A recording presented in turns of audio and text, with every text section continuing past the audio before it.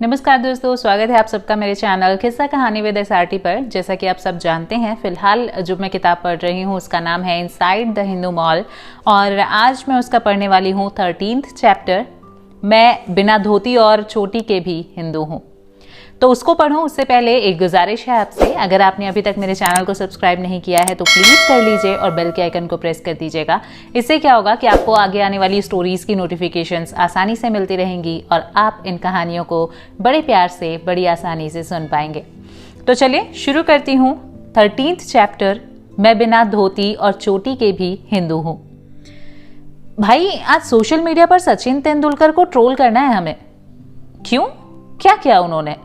अरे तुमने देखा नहीं, गणेश पूजा करते हुए वो बेंच पर बैठा है और तो और उसने शर्ट के ऊपर से जनेऊ भी पहन रखा है। हाँ तो क्या हो गया? ये कौन सी ट्रोल करने लायक बात है? अरे कैसे नहीं है, वो हमारी परंपरा के विरुद्ध जा रहा है भाई। शास्त्रोक्त मर्यादा के विरुद्ध जाकर समाज में गलत परंपरा शुरू कर रहा है।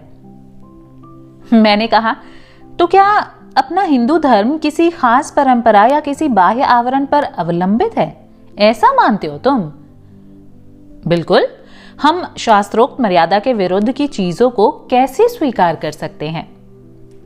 मैंने कहा, चलो पहले जनेऊ की ही बात कर लेते हैं और मैं इसके आधार पर तुमको समझा दूंगा कि जब तुम किसी चीज को लेकर जड़वादी हो जाते हो तो क्या क्या दिक्कतें आती हैं। मैंने उससे कहना शुरू किया, तुमको पता है, यज्ञोपवीत हिंदू धर्म के मुख्य संस्कारों में से एक संस्कार माना गया है, तो स्वाभाविक है कि इसके साथ कुछ नियमावली भी रखी गई होंगी। अब मान लो कि मैंने जनेऊ पहन लिया है, तो धार्मिक परंपरा का सही तरीके से अनुपालन करने के लिए मेरे लिए ये आवश्यक होगा कि मैं इस संस्कार से जुड़े सारे विधि विधानों और नियमों का पालन करूं, और अगर मैं ऐसा नहीं करता हूं तो मैं अपनी परंपराओं का ठीक तरीके से अनुपालन नहीं कर पा रहा हूं, जो उचित भी नहीं है। अब मैं तुमसे संक्षेप में यज्ञोपवीत धारण करने संबंधी कुछ नियम साझा कर रहा हूं जो हमारे शास्त्रों में आया है। जनेऊ पहनने वाला व्यक्ति नियमों में बंधा होता है। वो मल मूत्र विसर्जन के पश्चात अपना जनेऊ उतार नहीं सकता जब तक वो हाथ पैर धोकर कुल्ला ना कर ले। अतः अच्छी तरीके से अपनी सफाई करके ही जनेऊ कान से उतारना चाहिए। अगर ऐसा नहीं करता वो, तो उससे उसका प्रायश्चित करना होगा। यज्ञोपवीत में 3, 4 और 5 गांठें होनी चाहिए और यदि कोई तार टूट जाए या 6 माह से अधिक समय हो जाए तो उसे बदल लेना चाहिए। यज्ञोपवीत शरीर से बाहर नहीं निकाला जाता। अगर उसे हमें साफ करना है तो उसे कंठ में पहने रहकर ही घुमाकर धो लेते हैं। भूल से अगर उतर जाए तो प्रायश्चित की 1 माला जप करने या बदल लेने का नियम है। जन्म सूतक, मरण सूतक, मल मूत्र त्यागते समय कान पर यज्ञोपवीत चढ़ाने में भूल होने के प्रायश्चित में जनेऊ उतार देना चाहिए। और अगर तुमने उसे उतार भी दिया तो उसे जहां तहां फेंक नहीं देना चाहिए, बल्कि उसे किसी पवित्र स्थान पर, नदी, तालाब या पीपल जैसे पवित्र वृक्ष पर विसर्जित करना चाहिए। बाएं कंधे पर इस तरीके से आपको धारण करना चाहिए कि बाएं पार्श्व की ओर ना रहे। लंबाई इतनी होनी चाहिए कि हाथ लंबा करने पर उसकी लंबाई बराबर बैठे। ब्राह्मण बालक का उपवीत 5 से 8 वर्ष की आयु में, क्षत्रिय का 6 से 11 की आयु में, वैश्य का 8 से 12 वर्ष की आयु तक यज्ञोपवीत करवा देना चाहिए। ब्राह्मण का वसंत ऋतु में, क्षत्रिय का ग्रीष्म में और वैश्य का उपवीत शरद ऋतु में कराना चाहिए। ब्रह्मचारी को 1 तथा गृहस्थ को 2 जनेऊ धारण करने चाहिए। इसके अलावा भी जनेऊ से संबंधित कई नियम हैं जिसका पूर्ण रूप से अनुपालन आज के दौड़ भाग और तनाव तथा व्यस्तता भरी जिंदगी और दिनचर्या में संभव नहीं है। शायद सचिन तेंदुलकर को भी ये सब पता होगा और उन्हें लगा होगा कि यज्ञोपवीत धारण करने की इन शास्त्रीय मर्यादाओं का अनुपालन वो ठीक तरीके से नहीं कर पाएंगे। इसलिए उन्होंने पूजा कार्य संपादित करने की अवधि में कपड़े से ऊपर से ही जनेऊ धारण करके पूजा कर लिया।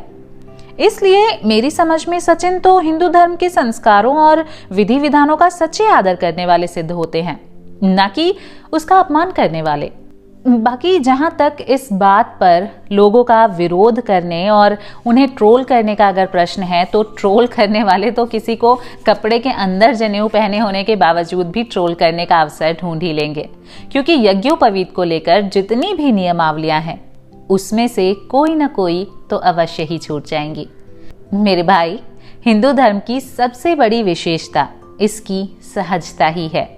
हिंदू धर्म दुनिया में अकेला ऐसा धर्म है जहां हिंदू कहलाने अथवा हिंदू होने के लिए किसी संस्कार की आवश्यकता नहीं है। किसी संस्कार को करने अथवा ना करने, किसी वस्त्र अथवा प्रतीक को धारण करने या ना करने से हम हिंदू नहीं होते। उदाहरण के लिए, हमारे परिधानों और प्रतीकों को अगर हमें धारण करना है तो उसमें धोती पहनना सबसे पहले आता है, माथे पर चोटी रखना आता है और जनेऊ पहनना आता है। पर इसका अर्थ ये थोड़े ना है कि हम धोती पहने, चोटी रखें या जनेऊ पहने तभी हम हिंदू हैं। मैं या तुम जब अपनी माँ के गर्भ से बाहर आए थे तो ना ही तुमने धोती पहन रखी थी और ना ही मैंने धोती पहन रखी थी, और ना ही माथे पर चोटी थी और ना ही हमने जनेऊ पहना हुआ था, पर तब भी तो हम हिंदू ही थे ना। आज दुनिया के अलग अलग पंथों और मत मजहबों में जो झगड़ा है उसकी मूल वजह है उसमें एक आवरण और प्रतीक भी है। दुर्भाग्य से हम भी उन्हीं के रास्ते पर चलना चाह रहे हैं। मानव समाज का ये स्वाभाविक गुण है कि वो सहजता को पसंद करता है, जटिलता को नहीं। इसलिए कोई अगर हिंदू धर्म में वर्णित रीति, नीति और परंपराओं का पालन करता है तो वो श्रद्धा योग्य है। लेकिन इसका अर्थ ये कदापि नहीं है कि कोई अगर परंपराओं और नियमों का अनुपालन नहीं करता है या सही तरीके से नहीं करता है तो वो किसी से कम हिंदू है। इसीलिए चीज़ों को सहज बनाइए, easy to adopt and easy to accept बनाइए, तभी तो हम हिंदू होने का आनंद आराम से ले पाएंगे।